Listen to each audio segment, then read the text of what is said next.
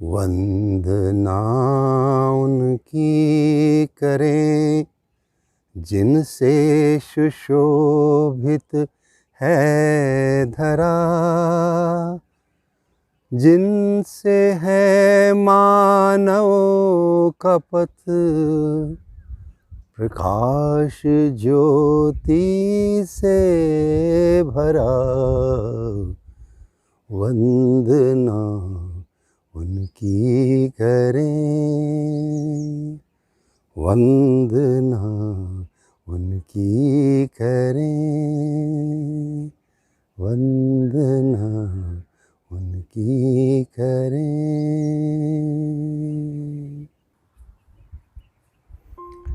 नमस्कार, कैसे हैं आप? आज 22 नवंबर का शुभ दिन। जैसा कि हमने तय किया हुआ है कि आज हम मानव उपयोगी सूत्रों पर चर्चा करते हैं। तो हम पिछले सत्र में बात कर रहे थे आचरण की, कि मानव का आचरण निश्चित हो या निश्चित ना हो। हमने देखा कि हमारा आचरण निश्चित हो या ना हो, हम दूसरे मानव से तो अपेक्षा यही करते हैं कि उसका आचरण निश्चित हो। ठीक है ना? और ये जो सूत्र हैं जिन पर हम चर्चा कर रहे हैं, ये शुद्ध बाबा ए नागराज, जो मध्यस्थ दर्शन सह अस्तित्ववाद के प्रणेता हैं, जिन्होंने 25 वर्ष लगातार जम करके अपने प्रश्नों को खोजा, अपने लिए गए, लेकिन जो उत्तर मिला वो सबके लिए हो गया, हम सबके लिए हो गया। तो पिछले एपिसोड में आपने देखा था कि दीपावली के शुभ अवसर पर कैसे झूम झूम कर बच्चे, छोटे बड़े, परिवार सहित, है ना, कैसे उनको जीने का कुछ सलीका आया है, कैसे उन्हें जीने की कुछ समझ आई है, कैसे वो मिलजुल कर रह रहे हैं। हम तो 4 लोग भी परिवार में अच्छे से, खुशी से, है ना, तृप्ति से नहीं रह पाते, और यहाँ पर करीब करीब 20-25 परिवार, छोटे बड़े सभी, कैसे खुशी से रहते हुए अपनी समझ को और बढ़ाने के लिए, अपनी समझ को प्रमाणित करने के लिए लगे हुए हैं। ठीक है? तो हम जो चर्चा कर रहे थे आचरण की, और हमने ये देखा कि जैसा स्वभाव होता है वैसा आचरण होता है। और यदि हम अपने स्वभाव को नहीं जान पाए तो अपने आचरण को कैसे जानेंगे? हमें तो इतना पता है, वो बहुत क्रोधी है, वो बहुत लालची है ना, वो बहुत कामी है। हमें इतना ही पता चलता है स्वभाव के बारे में, जबकि ये हमारा स्वभाव है नहीं। स्वभाव का मतलब मेरा अपना भाव, मेरी अपनी उपयोगिता। फिर क्यों क्रोध करने के बाद हम वापस जल्दी लौट आते हैं अपनी सहज स्वभाव में? क्रोध मेरा स्वभाव नहीं है। इसलिए जो मेरा स्वभाव नहीं है वो निरंतर नहीं रह पाएगा, उसमें मैं कंफर्टेबल नहीं रहूँगा, उसमें दूसरे भी कंफर्टेबल नहीं रहेंगे। ये देखिए, इसमें दूसरे भी कंफर्टेबल नहीं रह पाएंगे। तो क्या कंफर्टेबल होगा, क्या सही होगा? जिसमें मैं भी कंफर्टेबल रहूं, मेरे साथ वाले भी कंफर्टेबल रहें, दूसरे लोग भी कंफर्टेबल रहें। ठीक है ना? तो हमने देखा कि मानव का स्वभाव क्या है। मानव सुख चाहता है, मानव निरंतर सुख चाहता है। और निरंतर सुखी होने के लिए वो क्या करे? उसका कैसा अंदर भाव हो, उसका कैसा स्वभाव बने, क्योंकि जैसा स्वभाव वैसी प्रवृत्ति, जैसा स्वभाव वैसी प्रवृत्ति, और जैसी प्रवृत्ति वैसे कर्म। ठीक है? यदि हम स्वभाव को नहीं समझ पाए तो फिर अपनी प्रवृत्ति को नहीं समझ पाते हैं, अपनी प्रवृत्ति को नहीं समझ पाते हैं, फिर अपने कर्मों पर ध्यान नहीं दे पाते हैं।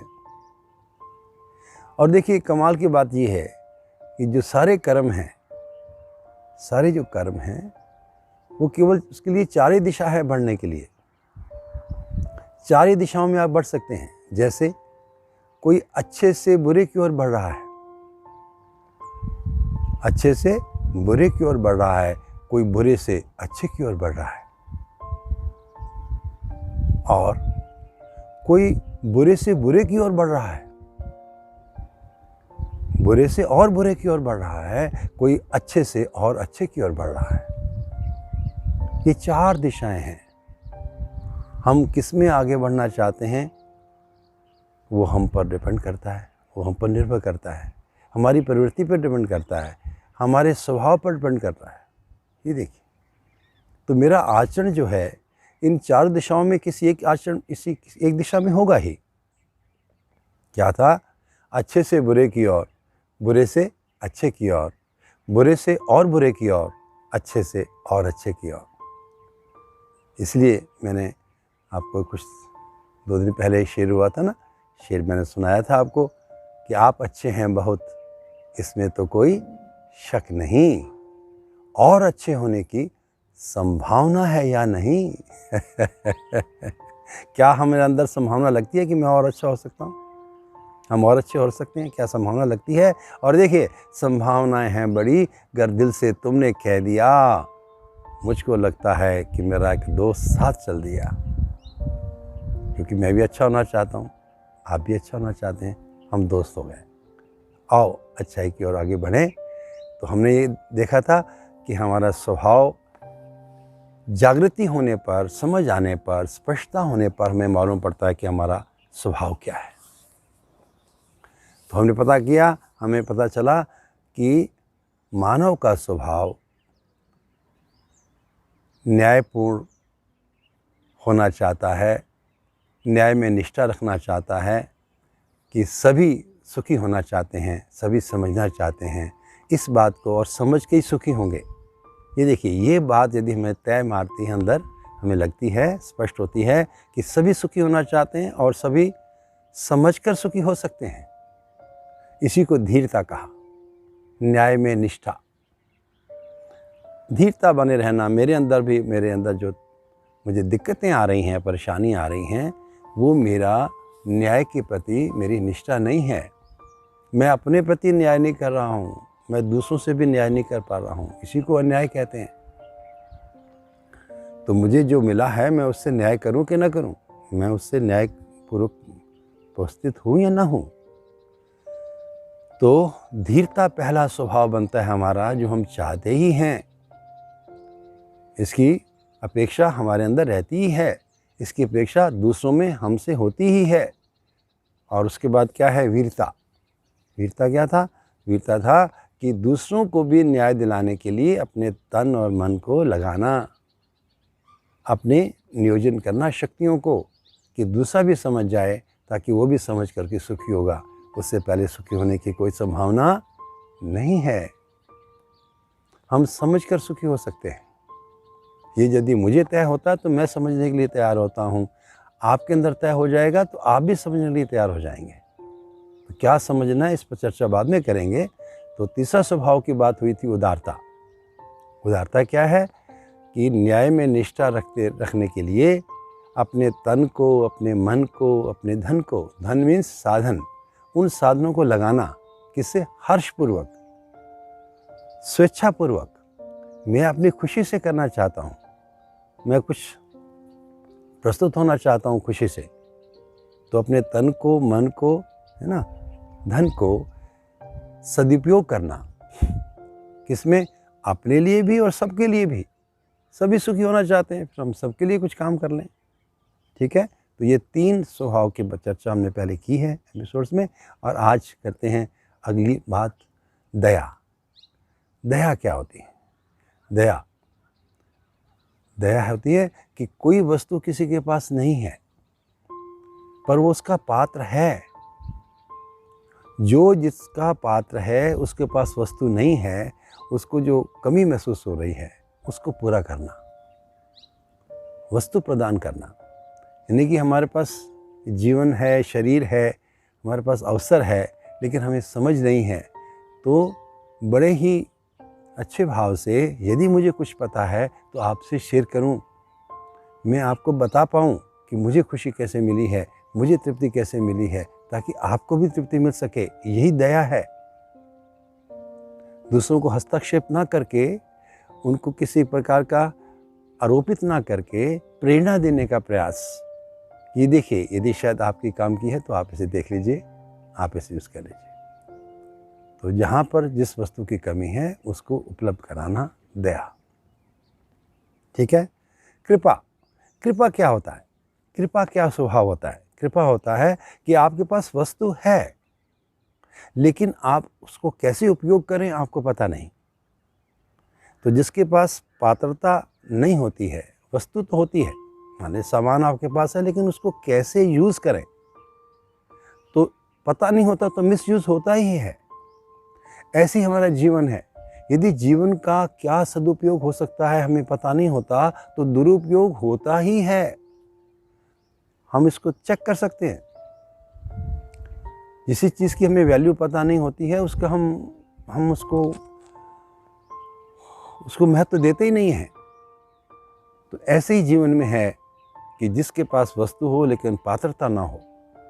नो, एक बड़ी अच्छी बात थी, it's better to deserve not to desire. Either better to deserve not to have it rather than to have it and not to deserve it। हम किसी चीज़ को डिज़र्व नहीं करते हैं, उसका तो ना होना अच्छा है। हम कोई चीज़ डिज़र्व करें और नहीं है कोई बात नहीं, पूरी हो जाएगी। तो हम डिज़र्व करते ही हैं, हम समझदार बने, है ना, तो हमारे पास व्यवस्था है ही समझने की। ठीक है। और तीसरी चीज़ है करुणा। करुणा क्या होती है? करुणा होती है कि जिसके पास वस्तु नहीं है उसे वस्तु उपलब्ध करा देना, जिसके पास पात्रता नहीं है उसको पात्रता प्रदान कर देना, और जिसके पास दोनों नहीं है दोनों प्रदान कर देना। ये देखिए, वस्तु नहीं है तो वस्तु दे देना, पात्रता नहीं है तो पात्रता प्रदान कर देना, और दोनों नहीं है तो दोनों प्रदान कर देना। करुणा है। क्या कमाल है ना। तो ये स्वभाव मानव के जागृत मानव को पता चले, क्योंकि हम अपना स्वभाव नहीं जानते हैं इसलिए सब कुछ होता रहता है, अनाप शनाप जो भी होना है। जब हम अपने स्वभाव में आ जाएंगे तो हम भी बिल्कुल ऐसे ही हो जाएंगे। हम भी धीरता, वीरता, उदारता, दया, कृपा, करुणा हमारे अंदर आएगी और हम इसी से अपनी उपयोगिता सिद्ध करेंगे। ठीक है, इसको आप थोड़ा सा देखिएगा। मैं समझता हूँ कि और सूत्र भी बड़े बड़े कमाल के सूत्र हैं। आप थोड़ा सा ध्यान देंगे, आप थोड़ा सा देखेंगे, आप थोड़ा देखने का मन बनाएंगे तो बहुत उपकार होगा।